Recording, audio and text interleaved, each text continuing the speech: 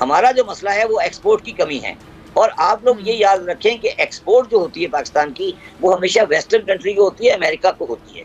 अगर आपने पाकिस्तान को जिंदा रखना है तो आपको एक्सपोर्ट को 30 से 60 पे ले जाना पड़ेगा। देखें कि beggars can't be choosers, please understand that. हमें अपनी कौम का पेट पालना है, खुदा की कसम खा के कह रहा हूँ। भारत अब दुनिया की चौथी सबसे बड़ी अर्थव्यवस्था वाला देश बन गया है।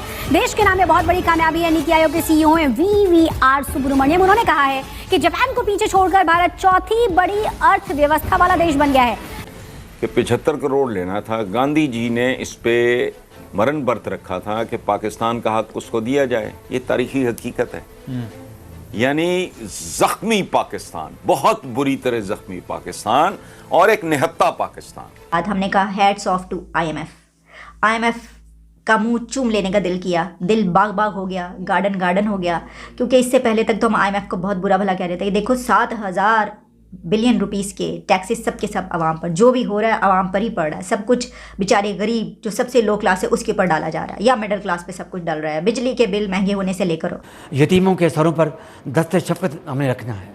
हमें अपना जो गरीबों को उनको पढ़ा लिखा कर काबिल बनाना है और इस कौम का तवाना उनका हमने बनाना है। उनके डोर्स बनाने हैं, कौम के मेमार बनाने हैं। हमने लाखों करोड़ों बच्चों और बच्चियों को स्कूलों और कॉलेजों में भिजवाना है। हमने उनको we have to equip them with knowledge. हमने पाकिस्तान का जो हमने हुलिया बिगाड़ दिया है उसको ठीक करना है। तो लिहाजा हमें किसी से जंग नहीं करनी, हमने किसी के ख़िलाफ़ हमने अपना नारे नहीं लगाने।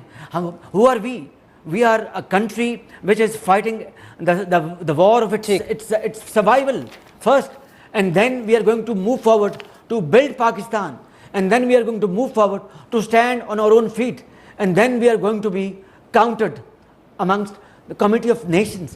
It's a long journey. लिहाजा शहजाद इकबाल साहब ज़रा दिल पे हाथ रख के बताएं।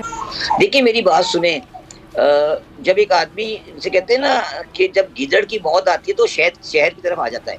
अगर कोई बंदा पाकिस्तान में या दुनिया में रहते हुए, आज की दुनिया में रहते हुए, जिसकी डेट के हालात ये हैं और जिसकी इंटरनेशनल पोजीशन ये है, और वो ये कह रहा है कि हमारे पास हम आईएमएफ को बुरा कह रहा है या आईएमएफ के बारे में कोई गलत रिमार्क दे रहा है या उनके बारे में कोई कमेंट कर रहा है, वो पाकिस्तान का कोई भला नहीं कर रहा है। ये इन्हें पता नहीं है कि ये आखिर में जाके वहीं बैठेंगे। तो अगर आपने बेइज्जती करा के बैठना है तो बेहतर है कि इज्जत से जाके बैठे। ये जो बात वो कर रही हैं, मुझे बड़ी इज्जत है उनकी, बड़ी कदर करता हूँ उनकी और उनके हस्बैंड की भी। ये जो प्लान बी है, अगर वो प्लान बी उनके पास कोई है तो बता दें प्लान बी क्या है। तो ये क्यों टाइम ज़ाया कर रहे हैं हमारा भी? बात ये नहीं है। देखिए आपको बिलाखिर अगर इस दुनिया में रहना है, इसी सिस्टम में रहना है, तो आपको आईएमएफ के साथ चलना पड़ेगा। आज आईएमएफ अच्छा हो या बुरा हो, दुनिया में ऐसे कंट्री जो डिस्ट्रेस में होते हैं वो सिर्फ आईएमएफ के साथ चल सकते हैं। मैं दूसरी बात आपको एक और बताना चाहता हूँ जो आप लोगों को शायद इसका एहसास नहीं हो रहा है। देखिए ये डार साहब जो है ना, ये इम्पोर्ट बेस्ड इकोनॉमिक्स के बादशाह हैं। इनका काम है इम्पोर्ट की इकोनॉमी चलाना। हमारा जो मसला है वो एक्सपोर्ट की कमी है। और आप लोग ये याद रखें कि एक्सपोर्ट जो होती है पाकिस्तान की, वो हमेशा वेस्टर्न कंट्री को होती है, अमेरिका को होती है। अगर आपने पाकिस्तान को जिंदा रखना है तो आपको एक्सपोर्ट को 30 से 60 पे ले जाना पड़ेगा। तो 30 से 60 पे ले जाने के लिए आपको अमेरिका और आईएमएफ के साथ ताल्लुकात को खुशगवार बनाना पड़ेगा। कोई पागल ही होगा जो ये कहेगा कि हम आईएमएफ को या अमेरिका को नाराज करके पाकिस्तान की मईशत चला सकते हैं। अगर वो कोई ये बात कर रहा है तो वो बेनहायत ही बेवकूफ़ और नालायक और बिल्कुल वाहियात आदमी है, क्योंकि उसको इंटरनेशनल सिस्टम का कोई नहीं पता। मैं ये कर दूंगा, मैं वो कर दूंगा, मुझे ये करना आता है, मुझे वो करना आता है। ये सब बकवास है, इसकी कोई हैसियत नहीं है। ये सब वो बातें हैं। जी बताइए। जी शब्बर जैदी से मुकम्मल कर लें, ठीक है।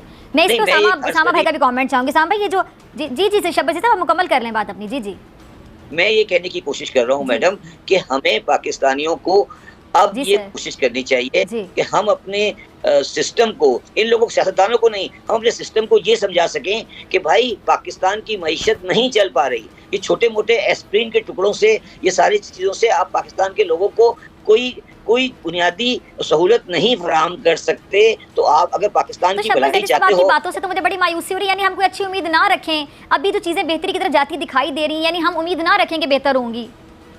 नहीं, आप मुझे अगले 2 हफ्ते बाद मिल लीजिएगा। अगर मेरी बात गलत हो तो आप मुझे आइंदा कभी नहीं बुलाइएगा। तो डॉक्टर जयशंकर साहब से एक सवाल किया गया कि ये बताइए कि हमारा हमसाया पाकिस्तान हमारे लिए लायबिलिटी है, फेलियर है या एसेट है। तो उनका जवाब था पाकिस्तान हमारे लिए एक रियलिटी है। तो देख लें, वो है ना कि खुद तो डूबेंगे सनम, तुमको भी ले डूबेंगे। वो देख लें ना शेख रशीद साहब जो अंदर है, जिनको गिरफ्तार किया गया, वो क्या कहते हैं, पाव पाव भर के बम उठा उठा के मारेंगे हम साइम की तरफ। वो इसीलिए कहते हैं, ये डरावा ही होता है कि हम तो डूबेंगे, तुमको भी ले डूबेंगे। अब हमारी सिचुएशन ये वो है कि जिसके ऊपर हम फेलियर्स, हम खुद तो अपने आप को कह ही रहे हैं, लेकिन हमारे हमसायों को भी ये कहना पड़ा है कि भाई क्या करें, सर पकड़ के बैठ गए कि ये क्या है, ये क्या हो रहा है। A complete failure who happens to be a nuclear power and unfortunate neighbor of us will be an asset to us or failure or a liability to us.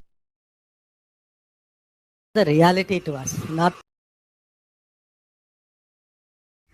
तो डॉक्टर जयशंकर साहब का शर्माना, घबराना और मुस्कुराना और गर्दन पर हाथ फेरना, जिन साहब ने सवाल किया था, अब आप देखिए हमें सबसे पहले तो उनको कंडेम करते हैं। भाई ये किस किस्म का सवाल है, हमारे मुतालिक अपने हमसाए के लिए ऐसे अल्फाज इस्तेमाल किए जा रहे हैं कि फेलियर है। भाई हमें तो हक हासिल है, हम फेलियर है हमारा, तो हम अपने आप को कह रहे हैं, लेकिन किसी दूसरे को तो ऐसे नहीं कहना चाहिए। लेकिन जो हकीकत है वो बहुत कड़वी है, और जो हकीकत है फिर वो सभी पूरी दुनिया ही बयान कर रही है। तो उन्होंने जो सवाल किया वो बड़ा कड़ा था। वैसे तो इमरान खान साहब कहते हैं कि घबराना नहीं है, लेकिन वो इसलिए घबराए और शर्माए हैं कि वो फेलियर कहें, वो लाइबिलिटी कहें।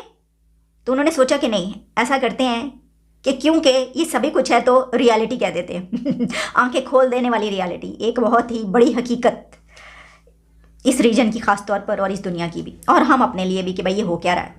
जिसके ऑफिस में कॉमन पेन्स नहीं थी तो सरकारी फंक्शनरीज बेचारे कॉमन पेन्स की जगह कांटे इस्तेमाल किया करते थे। मुल्क ने किसी का 1 रुपया नहीं देना। आज इस मुल्क का वो बच्चा भी मकरूज है जो भी पैदा ही नहीं हुआ। सो ये सारा इसी तरह के खेल का नतीजा है। ये मुल्क बुज़कशी का मैदान है। अगर किसी को समझने में दिक्कत हो तो मैं 2 सत्रों में बयान कर देता हूँ। अफगानिस्तान का, पाकिस्तान में भी कहीं कहीं खेला जाता है, बहुत कम। अफगानिस्तान का एक खेल है, वो बुज़ कहते हैं ना, बुज़दार से भी आपको पता होगा। जी जी। वो बकरी शकरी में वो छीनते हैं पागलों की तरह, घोड़ों पे बैठे। एक अच्छा मर्दाना सा खेल है। अच्छा। पाकिस्तान में सियासत नहीं हुई, वो खेल हुआ हार्डली, बस ये 1.5 अभी सेटल भी नहीं हुए थे तो कहानी खत्म हो गई। बाबाए कौम रुखसत हुए, उसके बाद कायदे मिल्लत गए, तो उसके बाद जो कुछ है वो सबके सामने है। कौन सी नई बात है। वो जो कहा करते हैं कि ये पाकिस्तान बना ही टूटने और लूटने के लिए था, टूटना तो हो गया 25 साल के अंदर अंदर, 25 साल से कम के अरसे में मुल्क 2 लख्त हो गया। तो यही इन्हीं ड्रामों का नतीजा है ना ये सारा कुछ। अदरवाइज क्या है, ये कोई 16 साल दोशीज़ा का दिल तो नहीं था जो टूट गया, यूं करके टूट गया, समझ ही नहीं आई। तो इसलिए जो हो रहा है ये आपकी जनरेशन के लिए शायद इसमें कोई नयापन हो। हम तो अब किसी बात पे चौंकते ही नहीं।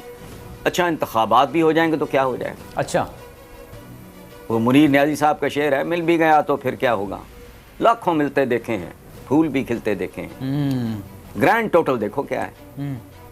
आपका बाल बाल कर्जे में जकड़ा हुआ है। इस मुल्क में अखलाकियात का जनाजा निकल चुका है। सही है। ये आज से 6-7 साल पहले ही मैंने मातम शुरू किया था कि एम को तुम इक्तिसादियात पे फोकस किए हुए हो, तुम नहीं जानते कि असल मसला अखलाकियात का है, और आपकी इक्तिसादियात भी ये बर्बाद शुदा अखलाकियात ने बर्बाद की है। चूंकि जहां हुक्मरान ही चोर और डाकू और लुटेरे हों तो इक्तिसादियात कैसी। ठीक है। जय हिंद। पहलगाम में हुए आतंकवादी हमले के बाद एक बार फिर भारत और पाकिस्तान युद्ध के कगार पर पहुंच चुके हैं। अगर ऐसा हुआ तो पाकिस्तान की इकनॉमी ज़्यादा देर तक इस युद्ध को झेलने की स्थिति में नहीं है। पाकिस्तान की इकनॉमी की खस्ता हालत है, रुपया ज़मीन में चला गया है और महंगाई आसमान तक पहुंच गई है। देश कर्ज के बोझ तले दबा हुआ है और सरकारी खजाना खाली है। डिफ़ॉल्ट से बचने के लिए पाकिस्तान ने एक बार फिर IMF के सामने गुहार लगाई है। पाकिस्तान आज हाथ में कटोरा लेकर पूरी दुनिया में भीख मांग रहा है, लेकिन एक समय ऐसा भी था जब पाकिस्तान की इकनॉमी भारत से ज़्यादा तेज़ी से आगे बढ़ रही थी। भारत और पाकिस्तान ने 1947 में एक साथ अपनी आर्थिक यात्रा शुरू की थी। दोनों पड़ोसी देश हैं और उनकी साझा विरासत है। यही वजह है कि जब जब दोनों देशों की तुलना होती रहती है, लेकिन आज भारत काफ़ी आगे निकल चुका है। भारत आज दुनिया की 5वीं सबसे बड़ी इकनॉमी है और पाकिस्तान फिर डिफ़ॉल्ट होने के कगार पर है। भारत की जीडीपी पाकिस्तान से करीब 10 गुना बड़ी है। भारत के पास 700 अरब डॉलर का विदेशी मुद्रा भंडार है, जबकि पाकिस्तान के पास मुश्किल से 15 अरब डॉलर बचे हैं।